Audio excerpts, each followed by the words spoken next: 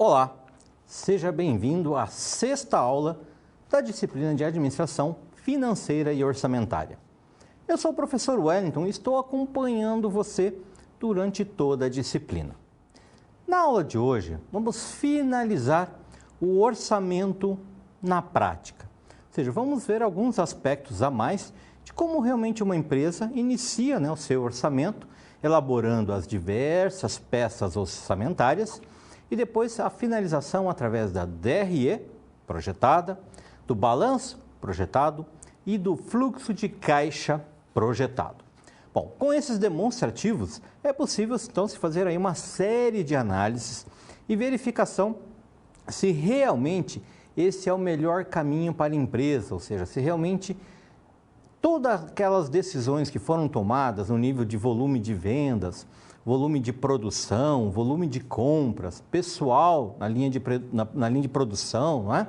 Se todas essas decisões vão realmente trazer o resultado que os acionistas, que os investidores, que os proprietários da empresa esperam para aquele período que está sendo então projetado, previsto, não é? Bom, para a aula de hoje então, vamos trabalhar alguns aspectos muito importantes com relação ao fechamento do fluxo de caixa, a importância do fluxo de caixa para a elaboração final desses demonstrativos. Né? Antes disso, vamos dar uma olhada nos objetivos da aula de hoje? Vamos lá.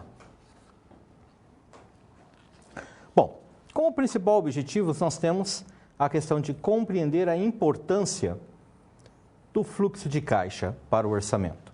Ou seja, fluxo de caixa, vamos verificar aí a questão das entradas e das saídas no caixa, né? Para podermos apurar se restará saldo, né? Ou seja, a empresa ficará numa situação com excedentes de caixa, ou se haverá necessidade de fundos e a empresa então precisará buscar recursos, né? Externamente. Bom, também vamos trabalhar a questão de, na verdade, elaborar, não é? Uma DRE, que é a demonstração do resultado do exercício. Tá? Ou seja, como fica a DRE no final do período, ao final de todo o período projetado. Nós temos uma DRE inicial e como ficará a nova DRE depois de todo o planejamento elaborado. E também a execução de um balanço patrimonial. Assim como na DRE, nós temos um balanço patrimonial inicial, vamos fazer todas as projeções para o período e depois apurar uma nova situação do balanço patrimonial. E, por fim, trabalhar alguns conceitos de análise vertical e análise horizontal, que é muito comum, né, na análise e demonstração dos demonstrativos financeiros, né? Também aqui na área de orçamento, na área de planejamento, essas duas análises são muito utilizadas, justamente porque elas permitem, né, uma certa comparação entre um período e o outro. E assim nos permite verificar, será que realmente a situação de determinada conta melhorou, né, ou piorou? Como se trata de um planejamento, de uma previsão, é possível então fazer ali alguns ajustes, justamente para se chegar à melhor, né, situação, a melhor alternativa possível. Bom, agora vamos conhecer a nossa empresa, né? Vamos revisitar então a nossa empresa de exemplo. Vamos lá? A empresa que estamos trabalhando então é uma empresa prestadora de serviços, ela atua na área de games, né? E é uma empresa que presta um determinado tipo de serviço, né? E um sistema de orçamento então foi introduzido com o objetivo de levar essa empresa a níveis de lucratividade mais elevado. Bom, de certa maneira, esse é sempre então o objetivo de nós elaborarmos todo esse processo orçamentário. Nós vamos trabalhar justamente essa questão do resultado que se espera. Então a empresa terá, e como vimos ao longo de diversas aulas, não é? É relativamente trabalhoso identificar e trabalhar todas essas informações para chegarmos no final e analisarmos a nossa DRE e o nosso balanço. Tá? E assim, então, verificarmos se valerá a pena ou não. Por que isso, professor? Porque no final a empresa ela está buscando sempre o melhor lucro possível, tá? Dentro de um contexto econômico, dentro das capacidades da empresa, de uma realidade de mercado. Então é sempre importante termos em mente que ao final de todo esse processo orçamentário, vamos verificar se tudo que foi então previsto realmente vai trazer um lucro, uma rentabilidade maior para a empresa. Tá? Então é por isso que nós, ao final, vamos fazer toda uma comparação e utilizar, de certa maneira, as técnicas da análise vertical e da análise horizontal nessa tarefa. Tá? Vamos ver agora alguns demonstrativos que a empresa já tem? Vamos lá. Muito bem, então a empresa ela já possui aqui um demonstrativo, tá? No nosso caso de exemplo, para o ano de 2015, tá? E nós temos aqui uma DRE, né? Uma demonstração do resultado do exercício. E dessa DRE nós podemos verificar que a empresa tem ali vendas de serviços na ordem de R$50 mil. Ela paga 10% de impostos, então esses impostos eles incidem sobre o faturamento, né? Então, R$5 mil de impostos. A venda líquida ela é calculada pelo valor da venda menos o valor que é pago de impostos. Então, R$45 mil de vendas líquidas.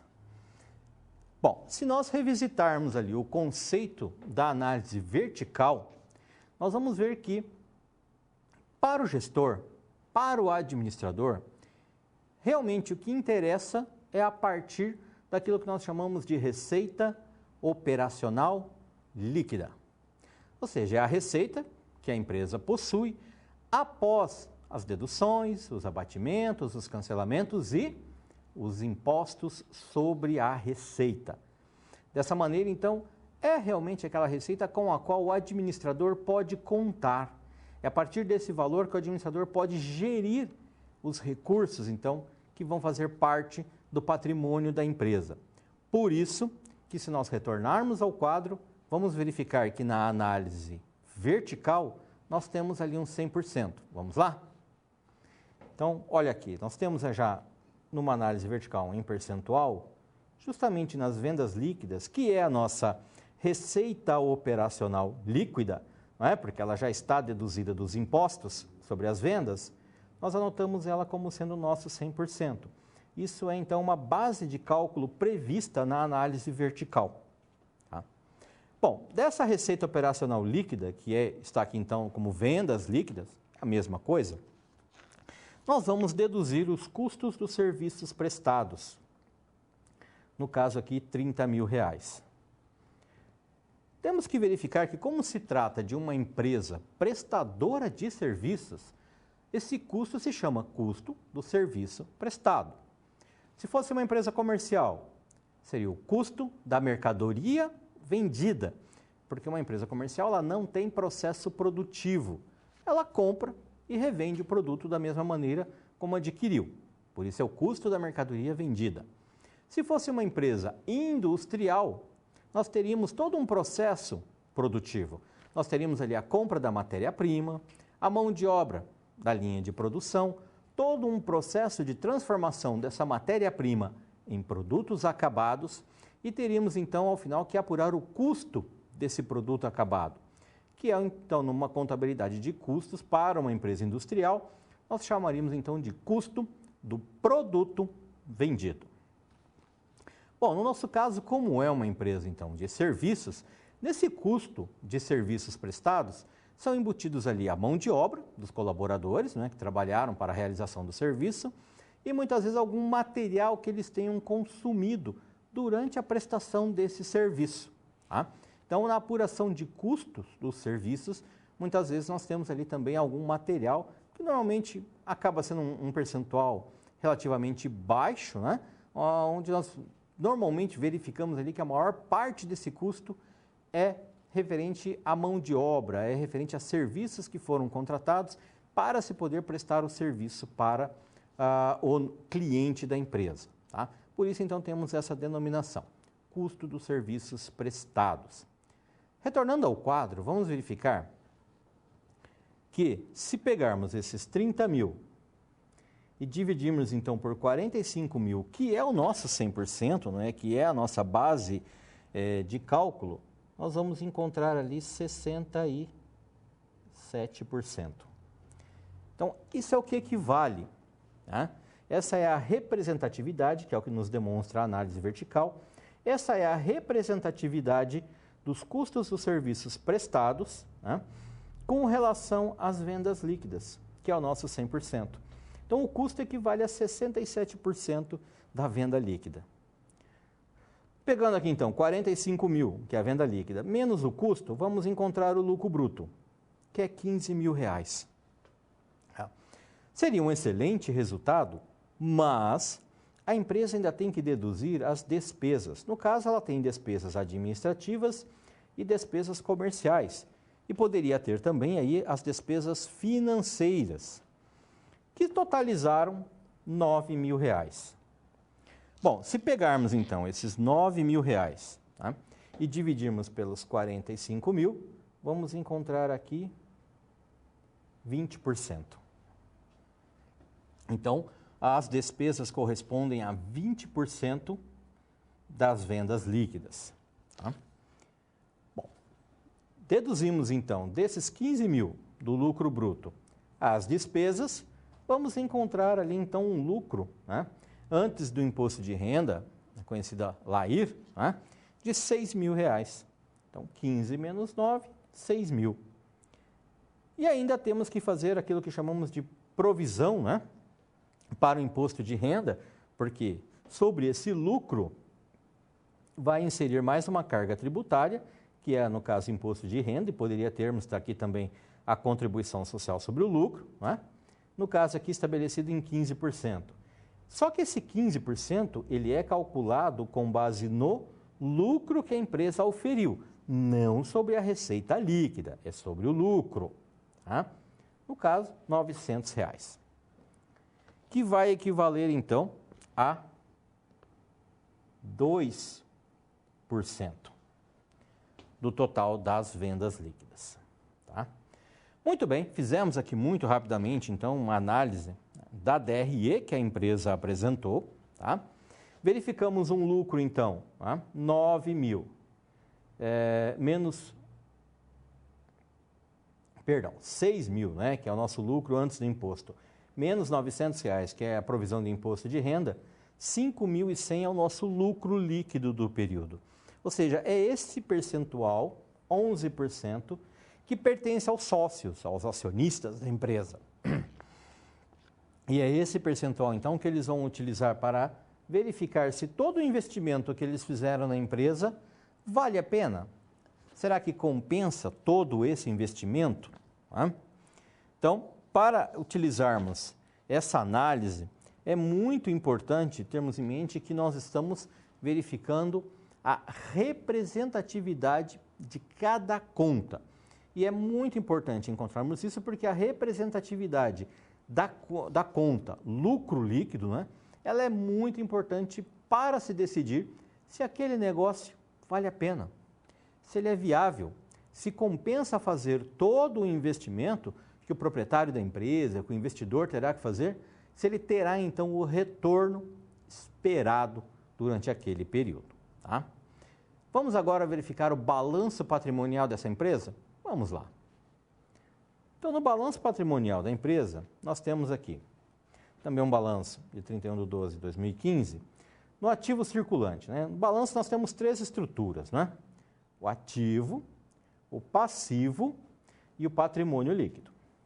O ativo ele é dividido em ativo circulante e não circulante. No circulante, nós temos as contas de curto prazo, ou seja, com valores até os próximos 12 meses. E no não circulante, as contas aí que vão trazer algum benefício para a empresa acima de 12 meses. Lembrando que no ativo nós temos os bens e os direitos da empresa. E no lado do passivo nós temos as obrigações, ou seja, aquilo que a empresa está devendo. Seja devendo para terceiros, seja devendo para os sócios da empresa. Muito bem, no ativo circulante, então, que é de curto prazo, nós temos as contas, a disponibilidade, que na verdade é um somatório da conta caixa mais as contas de banco, tá? Ou seja, soma-se o saldo que tem no caixa e os saldos que estão disponíveis nos bancos nas diversas contas que a empresa possui. No caso aqui, 1.200. Conta clientes, 7.500. É o contas a receber da empresa. São vendas que foram feitas a prazo e que serão recebidas durante um determinado período. Imobilizado representa todos os equipamentos e veículos que a empresa tem.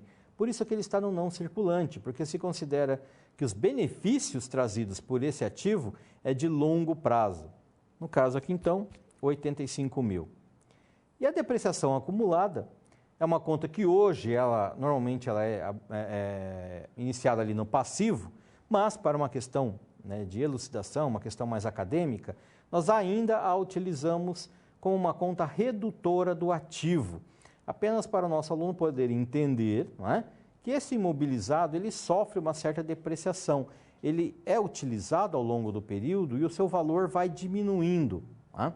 E essa conta de depreciação, então, ela vai acumulando essa depreciação. Então, ela vai registrando essa utilização do imobilizado. Para encontrarmos o valor realmente, nós teríamos que pegar o 85 mil menos os 10.800, tá? Para encontrarmos o valor real do imobilizado. Bom, no lado do ativo, nós vamos pegar então as contas do ativo circulante, 1.200 de caixa, mais 7.500 de clientes, mais 85 mil de imobilizado, menos 10.800 de depreciação acumulada, né?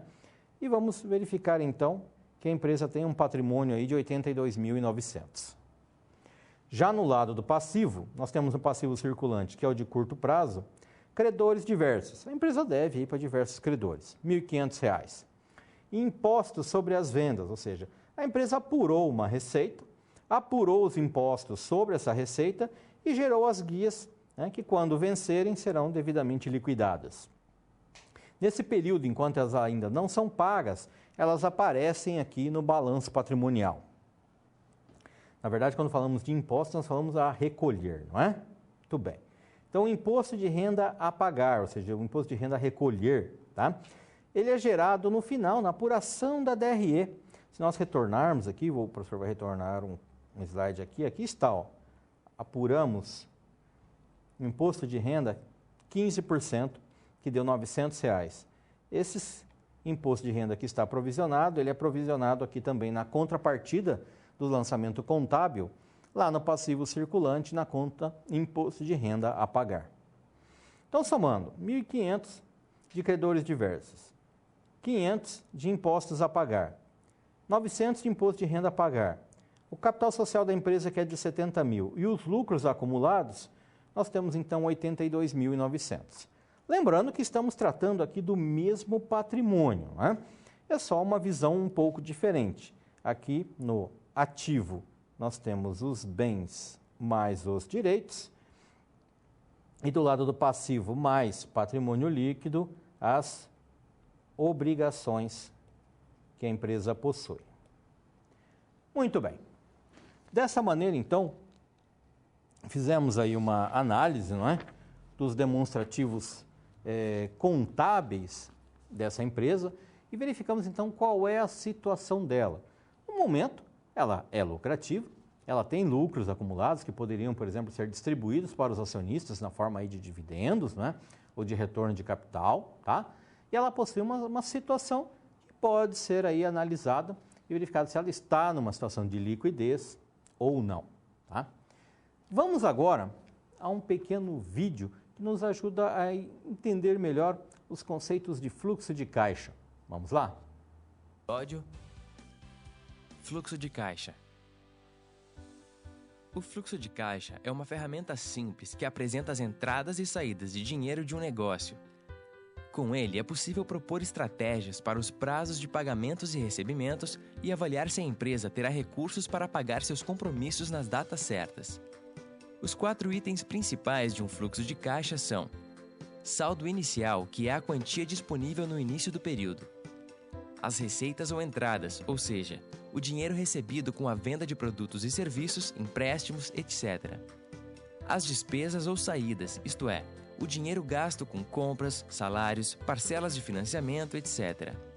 E o saldo de caixa final, que é o dinheiro disponível no fim do período, ou seja, a diferença entre as saídas e o saldo inicial somado às entradas. O fluxo de caixa pode ser semanal, quinzenal ou mensal e deve ser atualizado sempre. E agora, conhecendo suas partes, como montar um fluxo de caixa? Para construir o fluxo de caixa, elabore uma planilha e separe as receitas e gastos em grupos, criando uma espécie de plano de contas. Na planilha, inclua as previsões de receitas e gastos, inclusive os parcelados, e cuide para que os recebimentos e pagamentos sejam lançados nos meses em que serão realizados. Registre todas as despesas fixas, por exemplo, aluguel e salários. Calcule os custos variáveis, como impostos, matérias-primas, mercadorias e comissões, que são proporcionais às vendas ou à produção, com base na previsão de vendas. Finalmente, apure a diferença entre os recebimentos e os pagamentos para ter a previsão do saldo de caixa. Mas e se o fluxo de caixa ficar negativo? Reduza o excesso de vendas a prazo e com prazos longos, e também atrasos ou inadimplência dos clientes. Busque o equilíbrio entre preços e custos. Renegocie com os fornecedores e evite comprar sem critério. Crie produtos ou serviços que reduzam a sazonalidade que ocorre, por exemplo, em decorrência de datas comemorativas ou do clima. Diminua os estoques através de promoções e venda equipamentos ociosos. Antecipe as receitas oferecendo descontos para pagamentos à vista ou pedindo uma entrada. Busque empréstimos de longo prazo com taxas e juros menores. Havendo previsão de saldo positivo, avalie se é possível investir no negócio, aumentar os prazos das vendas, distribuir lucros ou aplicar as sobras no mercado financeiro. O fluxo de caixa, além de controlar receitas e gastos, também sinaliza o quanto de capital de giro a empresa vai precisar. O capital de giro é o volume de recursos financeiros necessários para o funcionamento da empresa e inclui dinheiro em caixa e bancos, aplicações financeiras em curto prazo, estoques de matérias-primas, produtos acabados e mercadorias que se transformam em dinheiro após a venda, contas a receber que estarão disponíveis quando os clientes pagarem as vendas a prazo. Para diminuir a necessidade de capital de giro, evite compras à vista, negocie prazos e pague fornecedores em dia para não incorrer em multas e juros. Determine valores mínimos e máximos para as vendas a prazo. Não conceda prazos muito longos e selecione para qual cliente conceder crédito. Mantenha um sistema de cobrança eficiente. Ajuste o estoque ao giro dos produtos, mantendo o nível mínimo necessário para não empatar o dinheiro, mas ao mesmo tempo evitando perda de vendas por falta do produto. Controle as retiradas dos sócios e faça previsões para gastos como férias, 13º salário, IPVA, seguros, etc. O orçamento empresarial é outra ferramenta de gestão que, se combinado ao fluxo de caixa, possibilita estabelecer metas e avaliar o desempenho do negócio. Envolve as atividades de vendas, produção, compras, estoques e o administrativo, e é a partir dele que a empresa prevê os recursos de que irá precisar. O planejamento orçamentário deve ser anual, com revisões trimestrais para ajustes de rota. Para elaborar o orçamento, levante e traduza as receitas e despesas em números. Com os dados em mãos, analise onde é possível cortar gastos, priorizar investimentos e ajustar as metas de vendas. Depois, coloque em prática e acompanhe os resultados. Lembre-se que organizar as finanças é um passo importante para o crescimento da empresa. Inscreva-se já no curso Fluxo de Caixa e conheça também os outros cursos que o Sebrae Minas oferece para você. Muito bem. Vimos aí então a importância de elaborarmos corretamente o fluxo de caixa da empresa. Ou seja, elencarmos ali o que a empresa precisa receber dos seus clientes e o que ela precisa pagar então aos seus credores, aos seus fornecedores. E dessa maneira então verificar se ela está numa situação de liquidez, se ela terá então saldo suficiente para fazer os pagamentos que ela precisa, ou se o gestor financeiro precisará buscar esses recursos, seja nos bancos, seja fazendo uma promoção, enfim, ele terá ali tempo suficiente, como é sempre feito um fluxo de caixa visualizando um período à frente, tá? Ele terá tempo então de decidir qual é a melhor estratégia para buscar os recursos que ele está precisando. Vamos agora retornar ao quadro então para verificarmos alguns aspectos importantes sobre o fluxo de caixa. Bom, já vimos que ele facilita, não é, a gestão de uma empresa no sentido de saber o quê? Exatamente qual é o valor a pagar. Quanto a empresa está devendo em determinado período?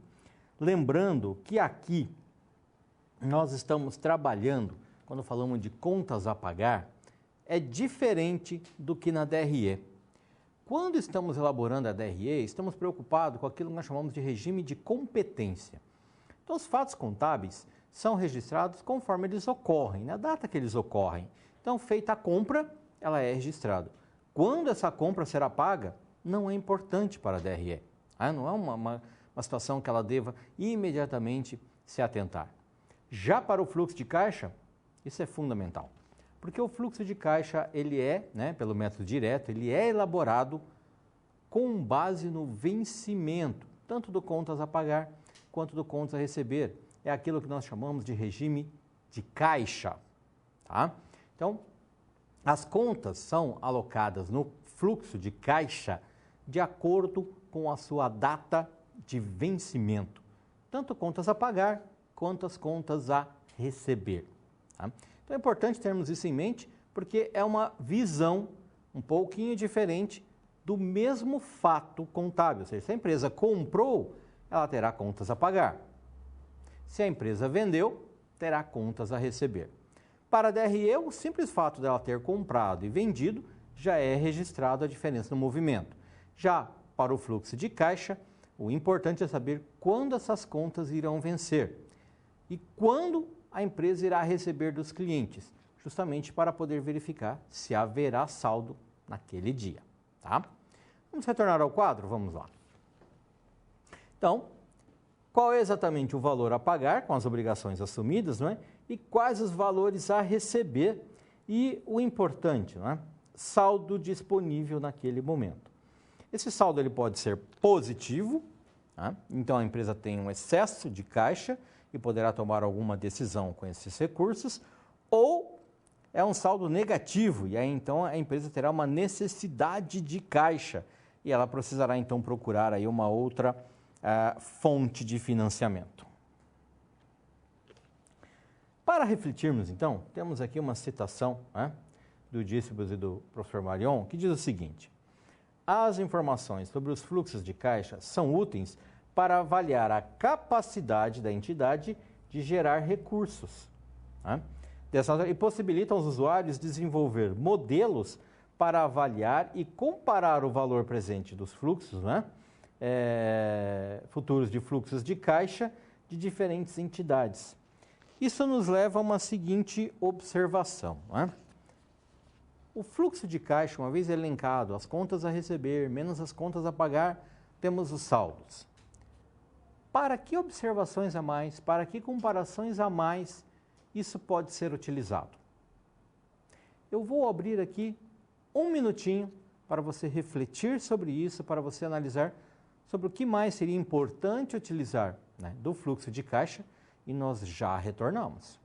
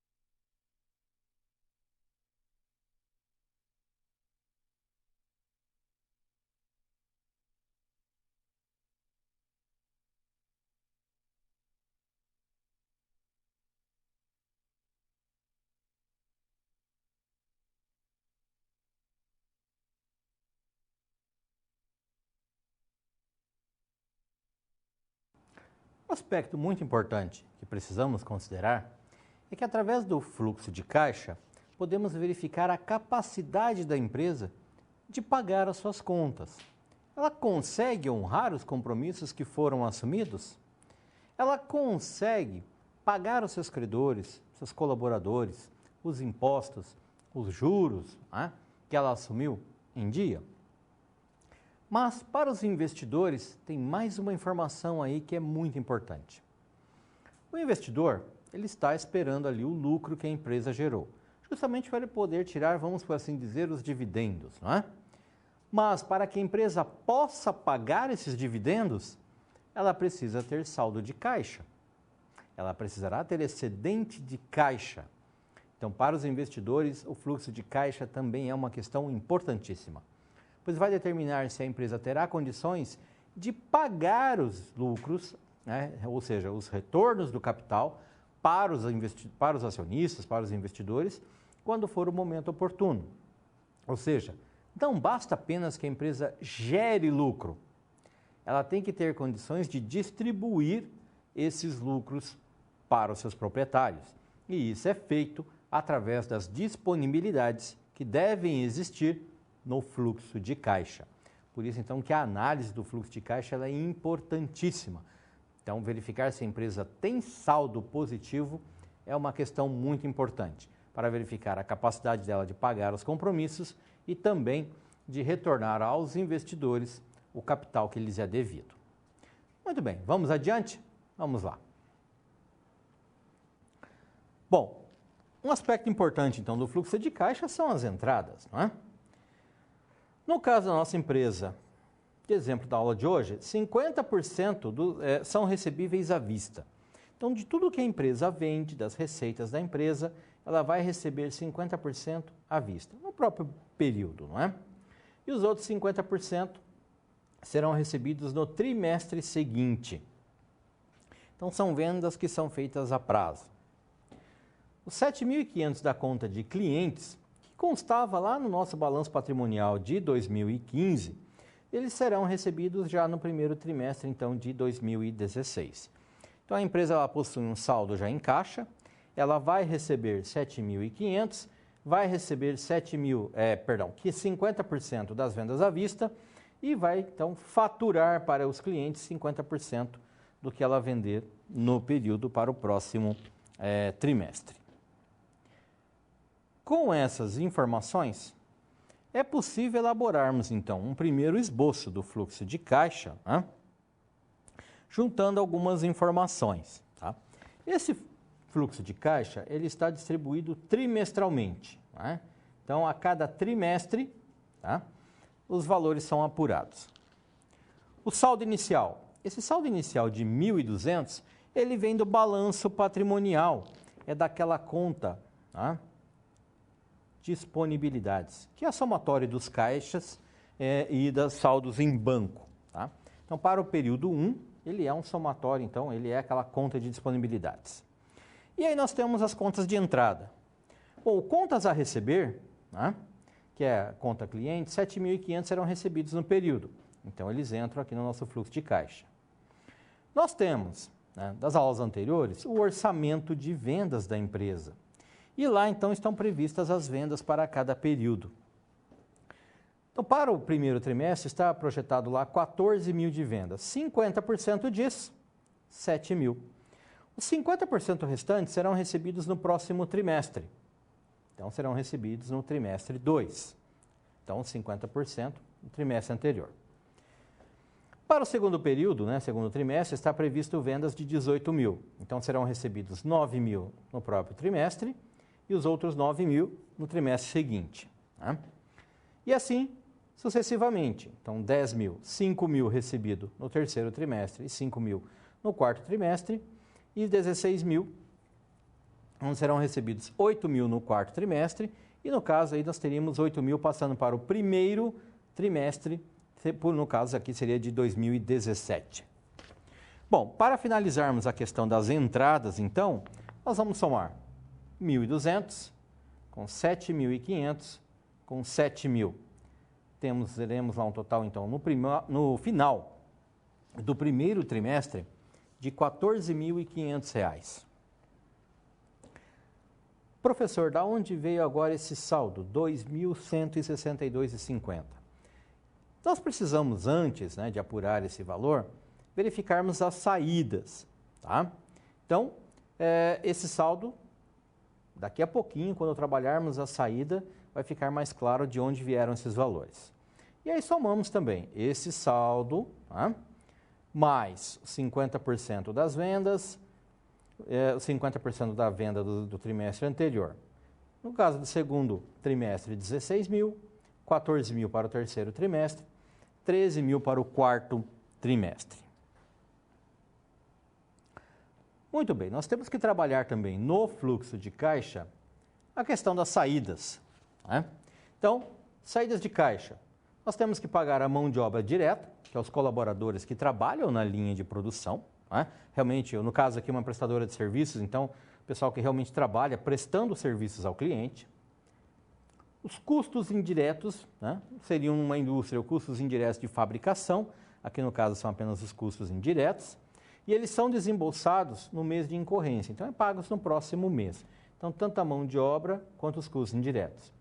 O IR de 2015, ele vai ser pago em 2016 trimestralmente. Então, vamos pegar lá o IR de 2015, como é trimestre, vamos dividir por 4 e alocar uma parcela para cada trimestre de 2016.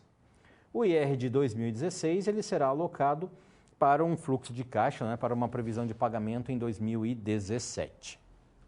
A aquisição do imobilizado deverá ser paga dentro do trimestre que for adquirido e o saldo de contas credores, né, do balanço patrimonial permanece inalterado. Então, aquela conta credores diversos, né, tem um saldo lá, se não me engano, de R$ 1.500, não sofrerá alterações durante o período. O saldo de impostos sobre vendas a pagar, que está lá no balanço patrimonial, será pago já no primeiro trimestre de 2016. E as despesas administrativas e vendas são pagas também no mês de incorrência. Então, o imposto sobre vendas de 2016 serão pagos no trimestre seguinte à apuração. Muito bem. Esses, então, são requisitos, né, que são utilizados para a elaboração do fluxo de caixa na seção, então, das saídas, que ficaria, então, dessa maneira. Tá? Nós temos, então, aqui, pagamento de mão de obra direta, pessoal que realmente presta o serviço. Esse é um valor que veio lá do orçamento de mão de obras que elaboramos nas aulas anteriores. Tá? Veja bem, então esse valor 1.400, ele já foi projetado lá no orçamento de mão de obra. E pela nossa regra, será pago no trimestre de incorrência. Tá? Já o pagamento dos custos indiretos, né, não se considera no caso do fluxo de caixa, e essa é uma observação muito importante, tá? Nessa hora aqui de trabalharmos os custos indiretos, nós não vamos considerar a depreciação. A depreciação é um valor apenas contábil, que vai aparecer ali no balanço patrimonial, na DRE, muitas vezes, mas ela não vai figurar no caixa, tá? Ela não é uma saída, isso não é pago para ninguém. Então, dessa forma, nós, na hora de apurarmos o caixa, como não há um pagamento de depreciação, não há um desembolso pela depreciação, ela não entra no fluxo de caixa, tá? Apenas as outras despesas, ok? Importante salientarmos isso para não somarmos lá aquela coluna total das despesas e transportarmos aqui para o fluxo de caixa. A depreciação não entra nessa conta. Vamos retornar? Vamos lá. Muito bem, então, são os custos indiretos menos a depreciação, porque não há um pagamento pela depreciação. Então, nós tínhamos lá aluguel de 4.000 e seguros de R$500, então 4.500. É o mesmo, então, para cada trimestre, não é? No pagamento de mão de obra há uma variação, conforme o volume de produção, né? O volume de prestação de serviços. Já no pagamento de despesas, né, administrativas e de vendas, esses valores também já foram previstos lá no nosso orçamento, né? Então, eles já foram previstos quando trabalhamos a questão do salário administrativo, acho que era 750, outras despesas 200 e propaganda 462.500. Então, somando tudo isso, 1.412,50 para cada trimestre. Pagamento de aquisição de imobilizado. Tá? A empresa decidiu comprar e ir pagando ali veículos e máquinas, 3.500 de veículo por trimestre, mais 2.000 de máquinas e equipamentos por trimestre. Então, 3.500 mais 2.000, 5.500 serão as parcelas que a empresa estará pagando pelos veículos e pelas máquinas que foram compradas. Pagamento de impostos sobre a venda. Né? R$500 era um saldo que já estava previsto no balanço, né? No balanço da empresa, já havia esse valor lá na conta impostos sobre vendas a pagar. E depois nós temos ali, né, a projeção conforme o orçamento de vendas, 10% do orçamento de vendas, que era o que foi vendido no primeiro trimestre, pago no segundo trimestre e assim por diante. Então, é feita a alocação para os impostos. E o pagamento do imposto de renda, lá na DRE, né, nós apuramos lá R$900 de imposto de renda. Ele foi, então, parcelado em 4 parcelas trimestrais e alocado aqui no nosso fluxo de caixa. Somando tudo, então, 1.400, mais 4.500, mais 1.412,50, mais 5.500, mais 500, mais 225, chegamos a 13.537,50.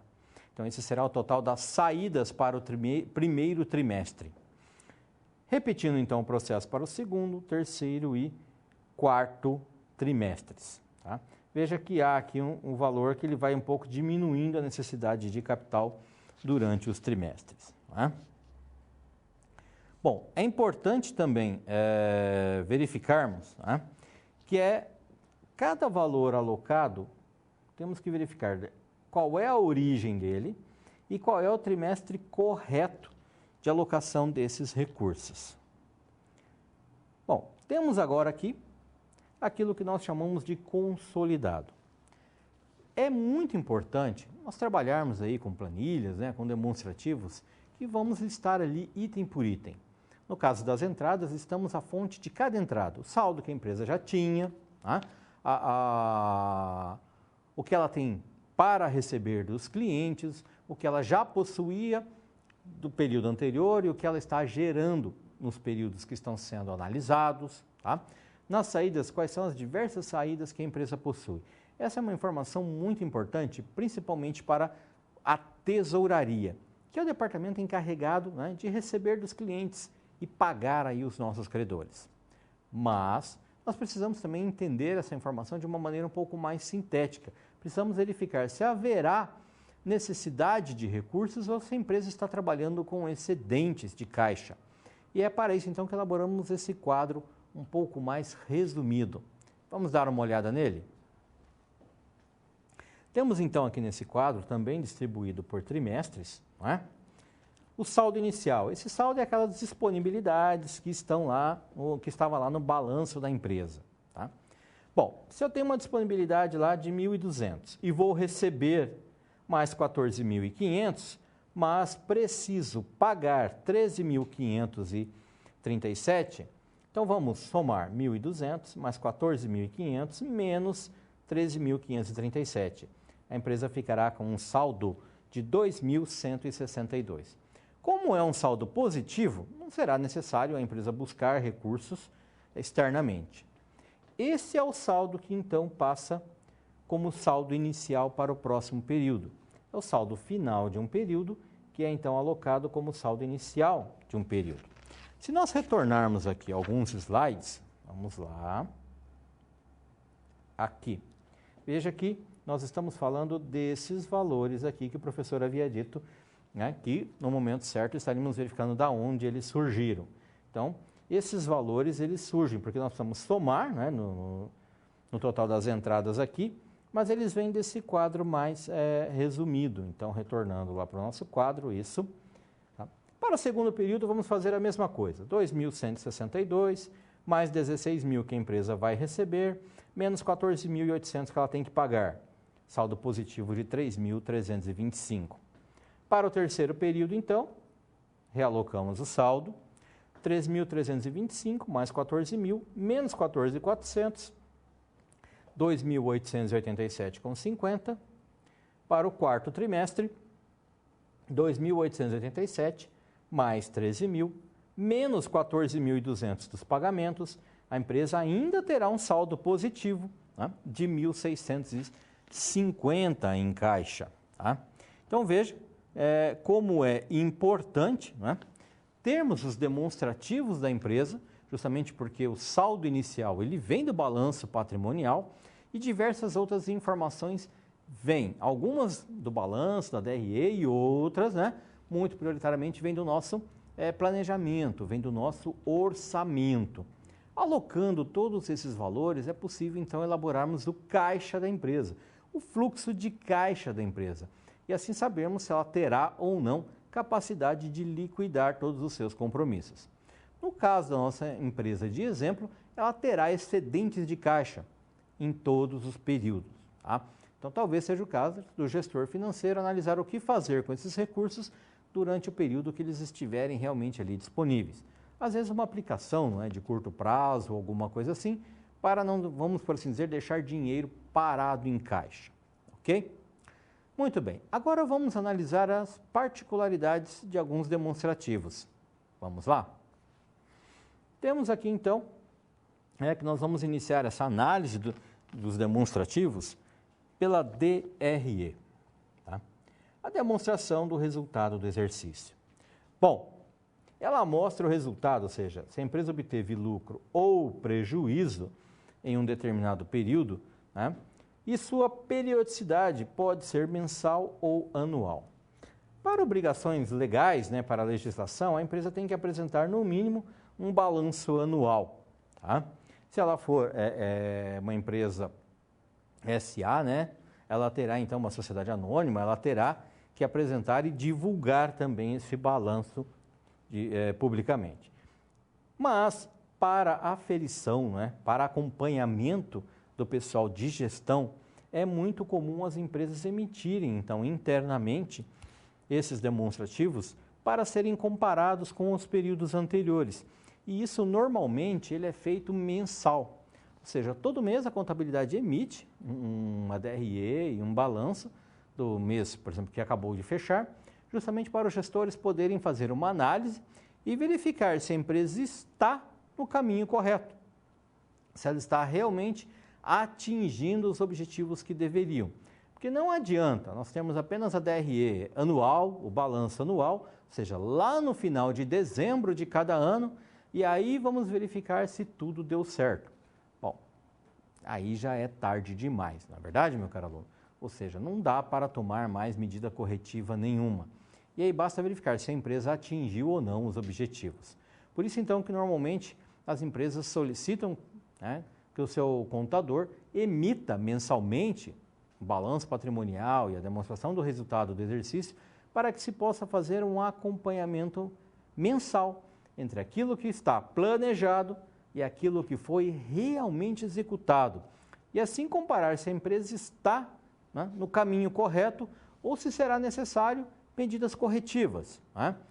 Ou uma certa atualização no planejamento, ou quais as medidas deverão ser tomadas para que a empresa, então, volte ao caminho correto.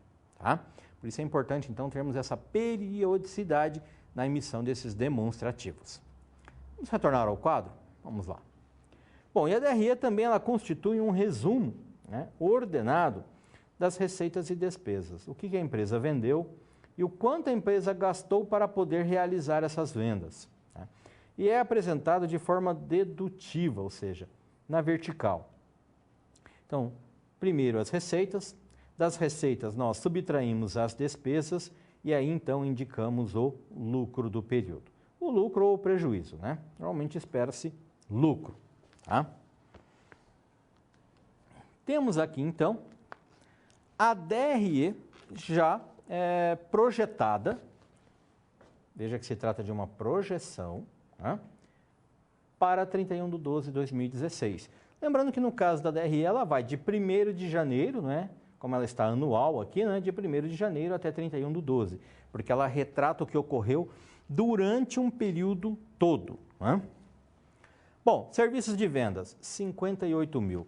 Isso veio lá do nossa projeção de vendas, do nosso orçamento de vendas. Então, trimestre a trimestre, as vendas foram projetadas, somando todas elas, R$58 mil. Como nós sabemos que a empresa paga 10% de impostos sobre a venda, então 5.800, o que nos gera, então, vendas líquidas de R$52 mil. 52.200. Tá? Bom, para conseguir fechar todo esse volume de vendas, a empresa incorreu em custos. Tá? 27.800 foram os custos. Esses custos eles também vieram dos salários, outras despesas e propagandas. Mão de obra e custos indiretos. Por quê, professor? Mão de obra, aquele pessoal que realmente prestou os serviços, e os custos indiretos, muitas vezes algum material que foi consumido, algum outro serviço que foi ali utilizado para a prestação. Tudo isso está esse planejamento lá de vendas, que foi elaborado nas aulas anteriores. Somando tudo, 27.800. Bom, se a empresa vai vender 52.200 e ela terá de custo, então, 27.800, ela terá um lucro bruto de 24.400. Do lucro, nós ainda temos que deduzir as despesas administrativas. Essa sim, normalmente é composta aí por salários, por outras despesas, por propaganda, que somam 5.650. 24.400 de lucro bruto, menos as despesas de 5.600, 18.750 de lucro antes do imposto de renda. Bom, aí agora nós precisamos fazer a alocação do imposto de renda, que é de 15%. Então, 15% de 18.750 são 2.812,50. E depois, sim, o lucro antes do imposto, menos a provisão de imposto, nós temos o lucro líquido, 15.937. Tá? Lembrando que, então, agora é possível fazermos uma certa análise. O objetivo de todo o planejamento era aumentar o lucro. Será que realmente esse lucro aumentou? Vamos dar uma olhada. Então, em 2015 e aqui em 2016, vamos fazer uma junção de análise horizontal e de análise vertical. Então, em 2015, o nosso CPV, ele era de 67%. Já em 2016, se pegarmos 27.800 e dividirmos por 52.200 e multiplicarmos por 100, vamos encontrar aqui então um CPV de 53%. Então veja que o custo diminuiu, o que é uma boa notícia. As despesas. As despesas em 2015 eram de 20%. Em 2016, 11%. Nós vamos pegar o valor das despesas, dividir por 52.200 e multiplicar por 100, 11%. Obviamente, o professor está usando aqui alguns arredondamentos, ok? Temos que também comparar a conta de IR. Imposto de renda era 2% em 2015 e como a empresa teve um volume de vendas maior e custos e despesas menores, ela acabou incorrendo em maior imposto de renda. Tá? Então, ela terá que pagar. Ela teve um lucro maior, ela terá que pagar um pouquinho mais de imposto de renda, 5%. E no final, então, o lucro, que era de 11% em 2015, ele passou para 31%, aproximadamente 31%, já arredondados, em 2016. Então, veja, meu caro aluno, como, utilizando aí, então, a análise vertical e a análise horizontal, tá? É possível juntarmos essas duas técnicas e fazermos, então, uma boa verificação do que ocorreu na empresa naquele período. Analisamos verticalmente cada conta, encontrando a sua representatividade com uma base. No caso aqui, a nossa receita operacional líquida. e depois fazemos uma comparação na horizontal, para verificarmos se de um período para o outro, se essa conta aumentou ou diminuiu proporcionalmente. No caso dos custos, quanto maior a proporção, quanto maior a representatividade, melhor. Tá? No caso da receita, quanto maior esse percentual, melhor, né? Quanto maior o valor, melhor. Então isso depende bastante se melhor ou pior, depende bastante da conta que estamos analisando. Mas na análise horizontal nós podemos fazer essa comparação, então, ano a ano, para verificar como está indo a evolução de cada conta, tanto do DRE quanto do balanço patrimonial, ok? Vamos adiante? Vamos lá. Muito bem, temos agora aqui então uma pequena atividade. Qual a importância da DRE? Demonstração do resultado do exercício para execução orçamentária. Como assim, professor? A DRE não é um demonstrativo contábil? Sim, é um demonstrativo contábil, mas ela é muito utilizada também para fazermos aí toda uma projeção, né, do orçamento e também todo um acompanhamento. Qual é a importância disso? Ok? Vamos abrir aí alguns minutinhos e nós já retornamos.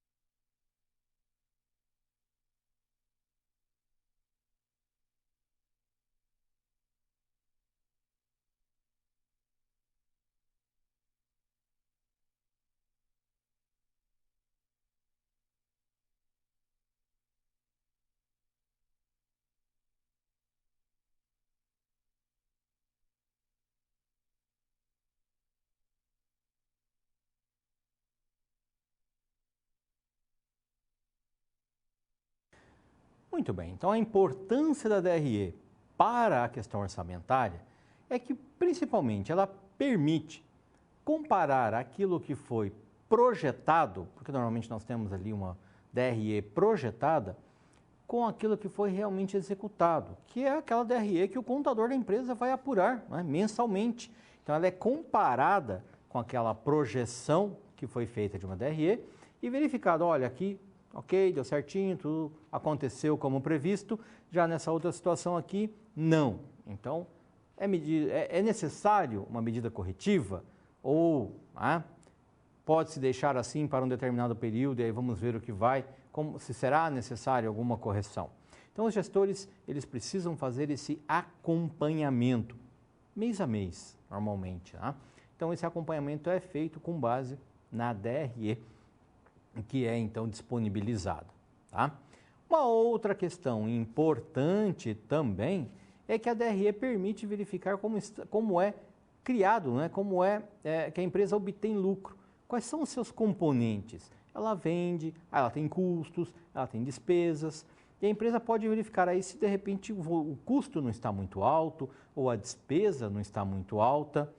A empresa tem como comparar esses resultados com períodos anteriores ou mesmo com as médias do setor onde ela atua, para de repente verificar, as empresas concorrentes estão com um custo menor, por exemplo, um percentual de custo menor. Isso quer dizer que a empresa precisa revisar os seus custos. Ou muitas vezes ocorre o mesmo com as despesas. Né? Então a empresa tem como comparar com concorrentes, com outros períodos, com a média do setor, e aí então verificar e se ajustar a essa realidade de mercado. Ok? Por isso ela é um demonstrativo muito importante. Vamos agora ao balanço patrimonial? Vamos lá. Muito bem, balanço patrimonial, então, ele é uma demonstração contábil, né? Destinada a evidenciar o quê? Qualitativa e quantitativamente, numa determinada data, a posição patrimonial financeira da entidade. Muito bem, vamos entender dois aspectos aqui. Em uma determinada data, tá? O balanço, a DRE, perdão, ela é um demonstrativo que ela vai, por exemplo, de 1º de janeiro, no caso da anual, tá? 1º de janeiro a 31 de dezembro. Então, ela representa todo um período, tudo o que ocorreu de vendas, de custos, de despesas em todo esse período. Já o balanço patrimonial, ele é aquilo que nós convencionamos chamar de uma fotografia financeira da empresa em um determinado momento, em uma determinada data. Ou seja, são os saldos das contas patrimoniais naquele dia. Normalmente 31 de dezembro, no caso de um balanço patrimonial anual. Então, 31 de dezembro se emite esse documento com os saldos daquele dia. Tá? Obviamente que depois, no dia 1º de janeiro, 2 de janeiro, a empresa pagou fornecedores, a empresa recebeu de clientes, a empresa fez novas compras, e aí todas essas contas sofreram alterações. Por isso, então, que nós vemos que ela representa o patrimônio da empresa em uma determinada data, tá? E é muito importante termos isso em mente. O balanço patrimonial não representa o que ocorreu durante um determinado período. Não. Ele está numa data específica. E é por isso que normalmente está lá no cabeçalho do balanço patrimonial. Né? Qual é a data em que aquele demonstrativo foi emitido? Porque ele então é os saldos daquelas contas naquele dia. Vamos retornar ao quadro? Vamos lá. Muito bem. Então, posição patrimonial é isso. Por patrimônio, podemos entender o ativo, que são os bens e os direitos, e o passivo, que representa ali as obrigações da empresa, tanto com terceiros, no caso do passivo circulante e não circulante, quanto o patrimônio líquido, que é então ao que a empresa tem de obrigação para com os sócios da empresa, para com os acionistas dela. Bom, no balanço patrimonial, as contas deverão ser o quê? Classificadas segundo elementos do patrimônio, que restringem e agrupadas de modo a facilitar o conhecimento e a análise da situação financeira. Isso ocorre muito, por exemplo, no caso do ativo, onde o circulante ele é então agrupado, ele é organizado de acordo com a liquidez de cada conta. Então, no ativo circulante, normalmente você tem a primeira conta, disponibilidades. ou caixas e bancos, dependendo do tipo demonstrativo, né? Porque é a situação mais líquida. É o dinheiro que já está realmente disponível para a empresa fazer os seus pagamentos. Logo em depois, nós temos a conta clientes ou contas a receber. Né? Isso representa o quê? Que ainda não está líquido em caixa. Esse título pode ser descontado ou pode ser recebido, né? E aí então se tornar uma disponibilidade. Mas ainda há um passo, né, a ser realizado para que isso realmente se torne uma disponibilidade de caixa. Já a conta de estoques, ela é a conta que nós costumamos dizer a menos líquida ali do ativo circulante, porque o estoque que está lá, né, armazenado, ele ainda tem que ser negociado, né, vendido. Com essa venda é que geram-se as contas a receber e realmente recebendo essas duplicatas, né, é que isso se torna uma disponibilidade. Por isso, então, que o ativo circulante, ele é organizado de acordo com a sua liquidez. Tá? Então, nós podemos ver que há toda uma organização no balanço patrimonial justamente para evidenciar, né, a quem realmente pertence aquele recurso. No caso do passivo, nós temos o passivo circulante, que é de curto prazo, e o não circulante, que é de longo prazo, mas ambos pertencem aos credores da empresa. É aquilo que nós chamamos de capital de terceiros. E nós temos o patrimônio líquido, que pertence aos sócios, pertence aos acionistas da empresa. É o capital que eles realmente investiram na empresa, mais o lucro acumulado. Então veja que essa organização toda das contas facilita a sua análise e principalmente, então, depois compararmos, né, elaborarmos os índices e fazermos uma análise mais detalhada do patrimônio dessa empresa. Vamos retornar ao quadro? Vamos lá. Muito bem. Nós temos aqui, então, agora, como ficou o balanço patrimonial da empresa que estamos analisando na aula de hoje. Então, balanço patrimonial também projetado e olha só, na data de 31/12. Bom, nós temos aqui, por exemplo, 1.650 de disponibilidades. Da onde veio esse valor, professor? Esse valor ele veio lá do quarto trimestre do fluxo de caixa.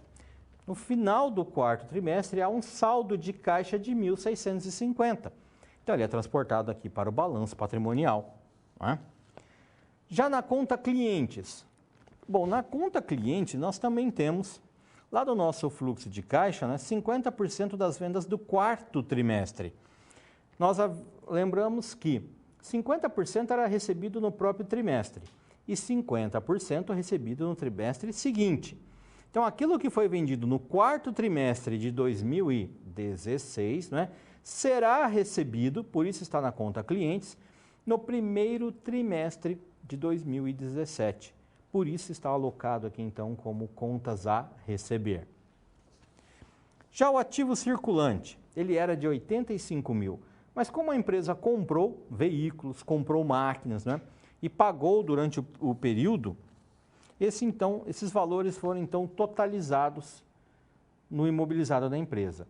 E houve também alterações na depreciação, porque o imobilizado que já existia continuou depreciando. E o novo imobilizado também já começou a depreciar. Então, todos esses valores foram acumulados aqui na conta de depreciação. Somando, então, disponibilidades de 1.650, clientes de 8 mil, imobilizado de 107 mil, menos a depreciação acumulada de 14.800, chegamos a 101.850 no lado do ativo. Bom, e no lado do passivo? No lado do passivo nós temos credores diversos, que não foi alterado. De acordo com o enunciado, então, do nosso exercício, credores diversos, esse valor não seria alterado. Impostos sobre vendas a pagar, R$ 1.600. Bom, esse valor, ele também vem, né, das vendas do quarto trimestre, né, que é de 16 mil, e o imposto, então, no quarto trimestre a empresa vai vender 16 mil. O imposto é 10% e será pago logo na sequência, né? Então, no primeiro trimestre de 2017. por isso ele está alocado aqui. O imposto de renda a pagar. Bom, a empresa, lá na sua DRE, projetada de 2016, ela apurou, então, um lucro, né? Ela apurou um lucro de 18.750, né? E 15% desse valor, então, 2.850, que foi provisionado o pagamento, então, no passivo circulante, ou seja, será pago no próximo período. O capital social não sofreu alteração, era 70 mil, permanece o mesmo. E os lucros acumulados, bom, a empresa gerou 15 mil de lucro, mas ela já tinha 10 mil acumulado do balanço de 2015. Então, do balanço de 2015, 10 mil mais 15 mil, né? 937,50. Também, então, da DRE lá de 2016, a empresa agora acumulou lucros de 25.937. Dessa forma, se somarmos credores duvidosos, credores diversos, 1.600 de impostos a pagar, 2.800 de imposto de renda a pagar, mais 70 mil de capital social e mais 25.900 de lucros acumulados, chegamos aí a 101.850. Muito bem, novamente então é o mesmo valor, não é? Porque estamos falando o seguinte, a empresa ela vai possuir um patrimônio então de 101 mil. No lado do passivo, nós checamos as obrigações, ou seja, onde a empresa foi buscar esses recursos, né? Que é visto também como a fonte desses recursos, né? A origem desses recursos. E no lado do passivo nós temos os bens mais os direitos, que também é conhecido, então, como o investimento. O que a empresa fez? Como que ela investiu esses recursos que ela captou? Uma parte, então, com credores, né, com terceiros, e uma parte, então, com os sócios, com os acionistas da empresa. Muito bem, com isso agora, então, é possível elaborarmos uma análise, tá, sobre o retorno do patrimônio líquido. Pensando, então, como um investidor que investiu capital nessa empresa, será que compensa? Será que vale a pena? Para isso, vamos utilizar a fórmula, então, do retorno, né, do patrimônio líquido, com base aqui em 2016. Vamos pegar o lucro líquido, então, de 2016 e vamos dividir pelo patrimônio líquido, que é o valor investido pelos acionistas, né, é o valor que pertence aos acionistas. Dessa maneira, então, 15.937, que é o lucro líquido lá da DRE de 2016, dividido por 95.937, que é a soma, então, dos 70 mil de capital social, mais 25.937 dos lucros acumulados, né? Nós temos um patrimônio líquido, então, de 95.937. Chegamos a 0,16, que multiplicando por 100, encontramos um percentual, então, de 16,61%. O que isso significa para o acionista? Tá? Isso significa para o acionista que ele irá receber 16,61% do capital dele de volta no próximo período, ou seja, no período que está sendo projetado. Ele terá condições de receber de volta o do capital que ele investiu, 16,61%. E aí o acionista vem com uma outra dúvida. Então, quanto tempo eu vou levar para recuperar todo o capital que eu investi nessa empresa? Vamos voltar ao quadro? Vamos lá. É o que nós chamamos, então, fazemos a conta. Vamos pegar aqui 100%. Esse 100%, ele representa o capital que o acionista investiu. Tá? Se ele vai recuperar 16,61% em um ano, então se dividirmos 100 por 16,61, vamos encontrar 6,02, ou seja, em 6 anos ele vai recuperar o capital que ele investiu na empresa. Tá? Então veja que para um investidor, né, para a pessoa que vai fazer aporte de capital em uma empresa, essa é uma informação muito importante. Ou seja, em quanto tempo ele conseguirá então o seu capital de volta. Tá? Vamos agora então verificar um pouquinho sobre a análise vertical e a análise horizontal. Né? Bom, Essas duas técnicas, utilizamos bastante elas durante a aula de hoje, tá? Podemos ver que a análise vertical ela é importante, pois trabalha os valores relativos, né? As proporções, né? E considerar percentualmente, então, as proporções existentes entre as diversas contas. Então, a análise vertical ela dispensa qualquer processo de indexação, não é necessário indexar com a economia, nem nada assim, dos valores considerados e produz as mesmas interpretações, quer se trabalhe, então, com bases nominais ou com bases reais. Porque basta simplesmente pegarmos o valor da conta, né, e dividirmos pela base que foi estabelecida naquele período. A base, né, nós costumamos dizer que na DRE, a base é a receita operacional líquida. Já no balanço patrimonial, a base é o total do ativo. Ok? Então, é isso que queremos dizer com valores nominais ou reais. Então, nessa colocação também está implícita a hipótese de que vários elementos contábeis estejam impressos em moeda da data de levantamento das demonstrações. Ou seja, aquele valor que está ali na frente do nome da conta é um valor expresso aí em dinheiro, né? Em valores monetários, né, do país de origem, então, da empresa. Tá? Já na análise horizontal, né, que ela também é uma análise aí muito importante, essa técnica para a geração de informações, então utilizadas para avaliar, olha só, o desempenho operacional, como está indo a evolução de cada conta, tanto da DRE quanto do balanço patrimonial, sendo que permite que se avalie a evolução de vários itens, né, da demonstração em intervalos sequenciais. No caso, fizemos aqui 2016, 2017, mas poderia ter vários períodos. Ou se for um demonstrativo que está sendo emitido mensalmente, né, esse demonstrativo ele também poderia estar comparando aí a evolução de cada conta mês a mês. É isso que queremos dizer aqui com intervalos sequenciais de tempo. Pode ser um tempo aí mensal, não é? Para comparação e acompanhamento, ou pode ser então aí um período de tempo anual, ou seja, a cada ano então esses valores são novamente avaliados e analisados. Bom, temos aqui, né, um demonstrativo então final da empresa, né? Repassamos aqui, né, o demonstrativo final da empresa, justamente para verificarmos que é possível então, partindo de uma DRE, de um balanço patrimonial que a empresa já possui, elaborarmos todo o planejamento orçamentário da empresa, trabalharmos com esse planejamento orçamentário, juntando isso num fluxo de caixa, ou seja, contemplando ali os pagamentos e os recebimentos que a empresa terá no período, e elaborarmos novamente, ou seja, uma nova DRE e um novo balanço patrimonial, agora então projetados.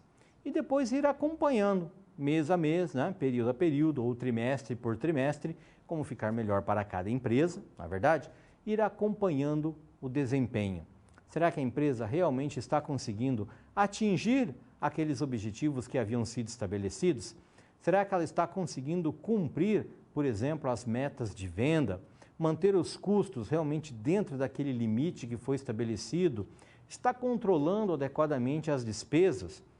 Tudo isso influencia no resultado final da empresa, que é uma expectativa muito grande, que ela gere, então, os resultados que são esperados.